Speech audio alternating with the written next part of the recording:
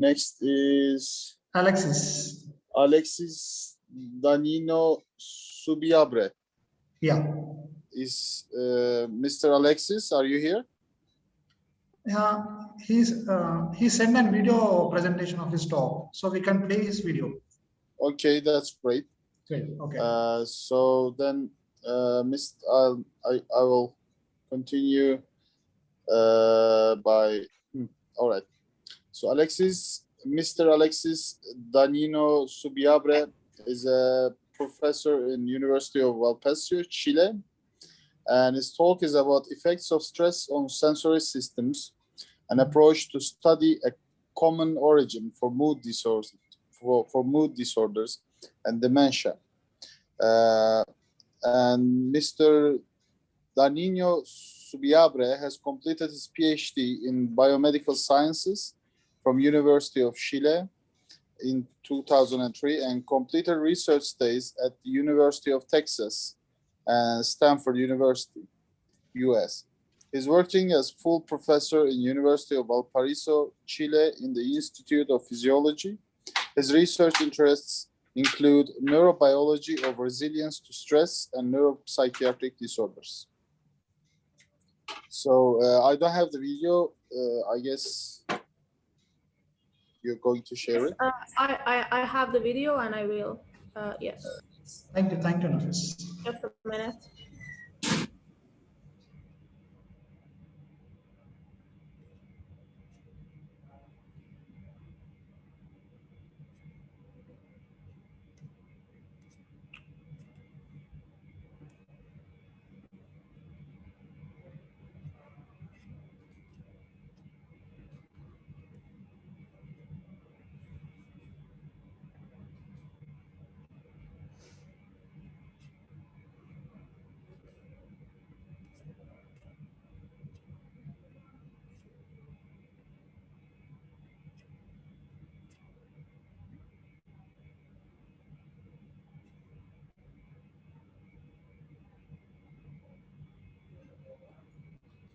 Good morning, good afternoon, depend where you are.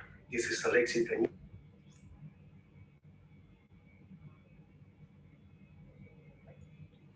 Good morning, good afternoon, depend where you are. This is Alexies Dagnino from University of Valparaiso. Thank you. Sorry, everyone. Can you see the video? Yeah, we can see the video. Okay. Yes, we can see it. To the organizer for inviting me to this webinar. This is a really great opportunity to show part of our investigation. I really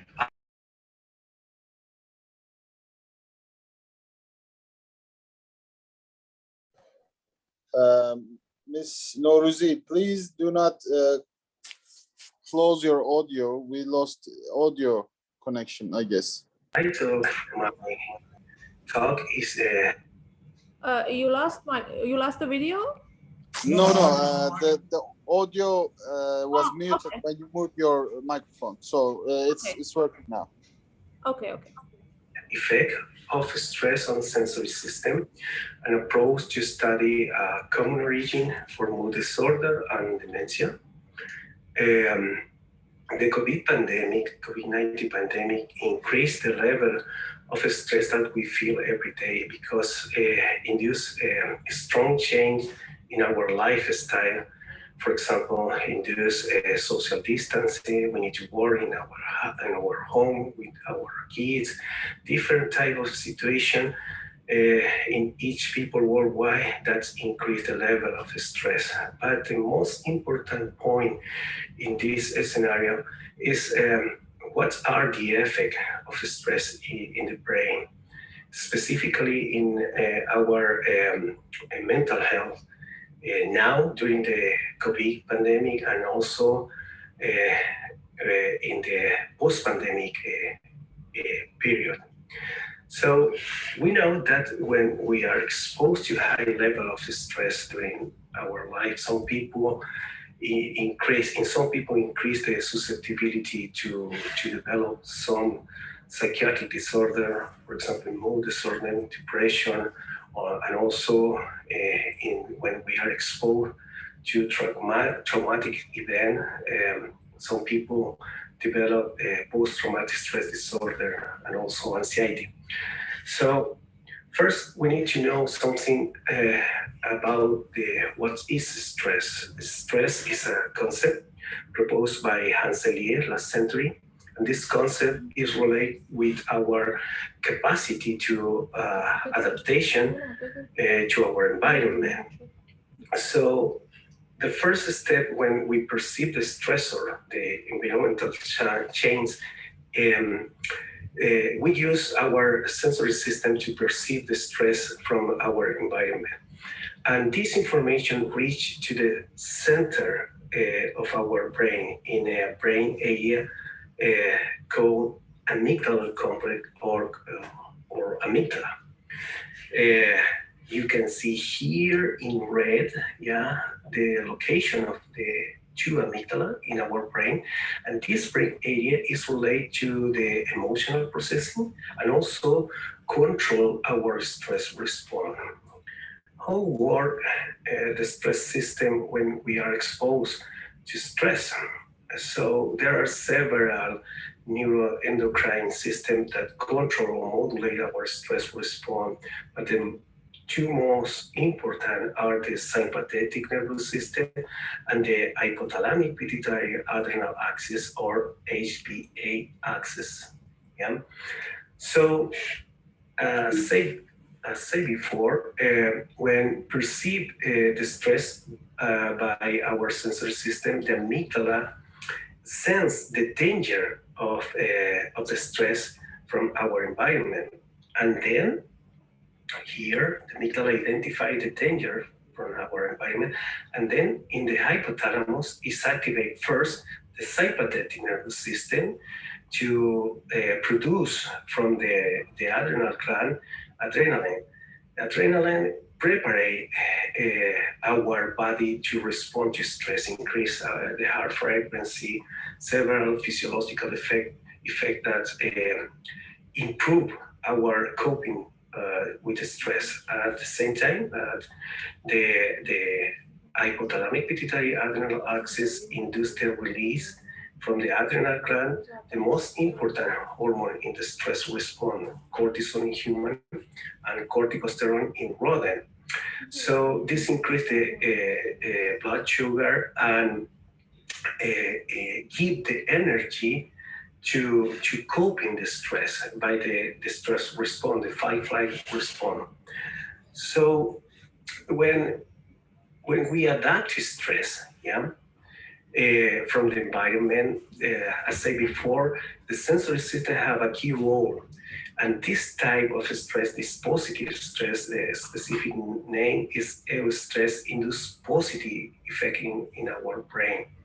But in another situation, for example, now during the pandemic, after 1 year of exposure to the high level induced by the COVID pandemic, the increase of the stress in our life, in some people, the adaptation does happen. In this situation, the stress induces negative effect in our brain. This toxic stress, the name is distress. So when we feel this high level of stress, the amygdala is hyperactivated, increase the excitability of the amygdala. And this hyperactivation of the amygdala complex induce an opposite effect in the hippocampus. The stress induces the atrophy of the hippocampus, and also affect another brain area very important in the stress response, the frontal cortex. This shows the hyperactivation of the amygdala, and the frontal cortex is very important in the cognition, for example, in decision making, in the learning flexibility, in attention, and all of these cognitive activities are impaired in the people that feel this distress or toxic stress. So all of these alterations in the brain increase the susceptibility, the vulnerability to develop some psychiatric disorder like mood disorder in the case of depression, and also some neurodegenerative disorder like Alzheimer or dementia. So when we study the connectivity of different sensory systems to the amygdala, we can find that no all systems have the same connectivity with the amygdala. There are some sensory systems that have more connection, more functional connection with the amygdala. For example, the olfactory system have direct connection between the olfactory bulb to the amygdala cortex. And the similar situation, but it's a little different, is related to the auditory system that by the auditory thalamus is sent direct connectivity, functional connectivity to the amygdala, because we use the language, not only for sending information, also to some people perceive emotion, for example, during a conversation. And we compare, for example, the auditory system and the olfactory system with the visual system, and we explore the idea about the effect of stress in the sensory system that are more connected with the amygdala. During the last 10 years in our group, we found in animal model that the auditory pathway is more susceptible to the damage induced by stress compared with the visual system at a different level of the auditory pathway. At the same time, but in the olfactory system, other group explore the same idea, but in the olfactory system, and they found that stress, this toxic stress, distress, induce impairment in the olfactory system. So this is the most important idea in my talk. Is okay. As I said before, during eustress, we perceive correctly the stress from our environment, and it's more easy that our brain adapt to this stress. But we know that stress induces some sensory deprivation, impair some specific sensory system, the auditory system, olfactory system. And this disconnect of our brain from the environment, and this disconnection impair our correct perception of the stress from the environment.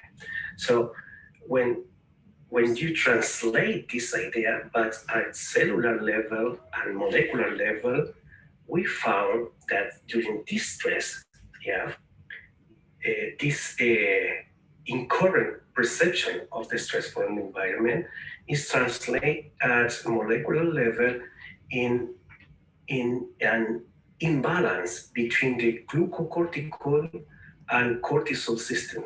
That glucocorticoid receptors have high expression, high density in a specific area of the limbic system, in the amygdala, in the hippocampus, and in the frontal cortex. And this imbalance triggers neuroinflammation in this brain area of the limbic system, to increase the vulnerability or to develop stress-related mental disorder like mood disorder. So when you expand this idea to the relation to the region of the mood disorder and dementia, as say here, for example, you can use the same scheme, the same idea, but using other sensory system. But to explain better, now you can see here in red distress. Distress induced at the same time and increase the excitability of the amygdala complex, and that this situation increase the consolidation of fear memory.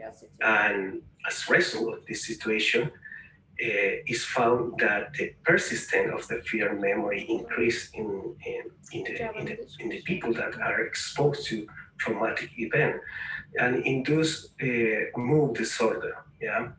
So when increase the persistence of fear memory, impair our coping response to stress, generate and passive coping with stress, and decrease our adaptation to our environment and induce distress.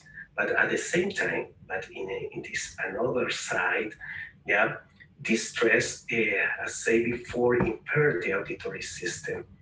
The amygdala give the emotional component of the auditory perception, and this sensory deprivation in the case of auditory system increase aging-related presbyacousia. Yeah, this alteration, this disease, yeah, is related to dementia. I have a collaboration here in Chile with Paul Delano in the University of Chile that explore this idea in humans. So sensory deprivation decrease our correct perception of the stress from the environment to impair our coping response to stress and induce distress. So it is possible to use this idea to understand that mood disorder and dementia have the same origin, but in different time. First is induced mood disorder in some period of our life, and during aging, this promote the development of dementia. So now it is possible to use sensory stimulation to prevent the development of this mental disease. 2 years ago, by a collaboration with my colleague Francis McClone in Liverpool, he told me that in his group study that somatosensory system can modulate our social behavior by the social touch. They found that in the skin there are specific fiber, neural fiber. The technical name is CT fiber. When the stroking, this soft stroking of the skin at 5 centimeters per second, it is possible to stimulate this CT fiber, and this generate the activation of the insular cortex and the release of the oxytocin hormone. Yeah, the oxytocin modulate our social behavior, increase the social buffering, and as a result of this situation, increase our resilience to stress. Resilience is the ability that to adapt to adversity quickly. Yeah, so Francis told me 2 years ago that it's possible to use this system, somatosensory system, to improve the resilience to stress. And we performed a simple experiment in animal model, in rats, here in Chile, in Valparaiso. And we stimulate in the form of stroking, using stroking, we stimulate the CT fiber or CLTM fiber at a velocity of 5 centimeters per second. And then we evaluate what's happened when the animal are exposed to stress, decrease the resilience to stress. And the paper had several figures, but this is the most important. Pay attention to this part of the slide.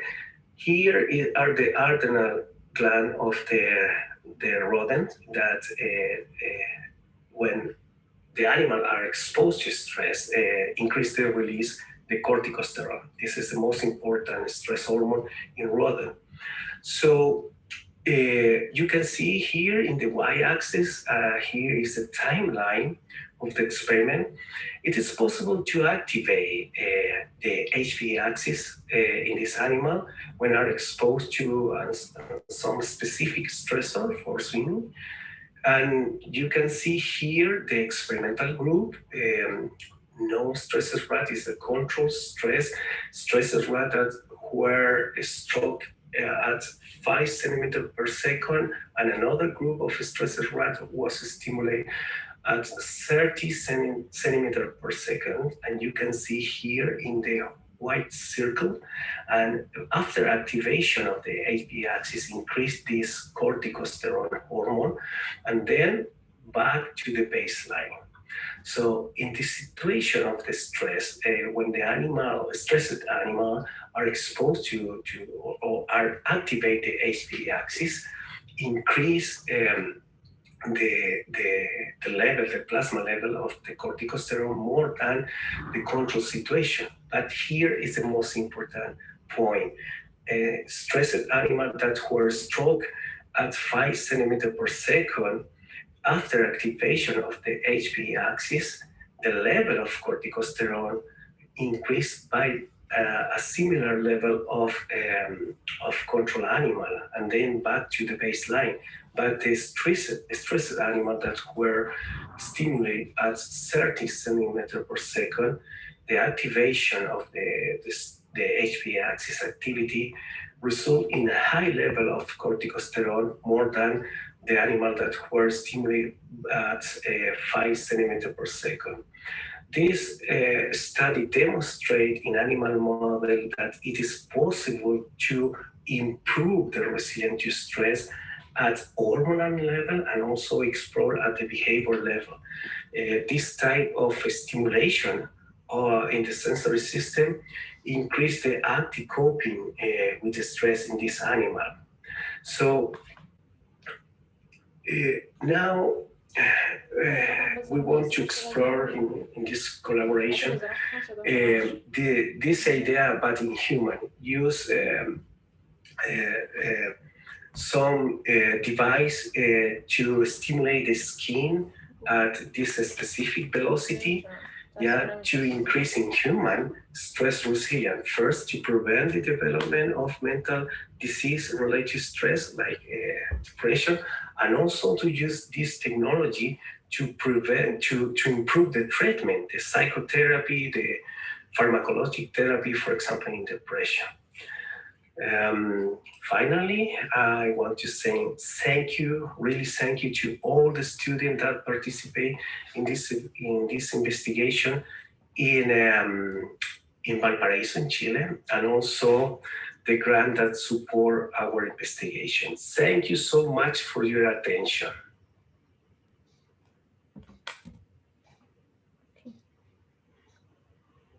Thank you so much.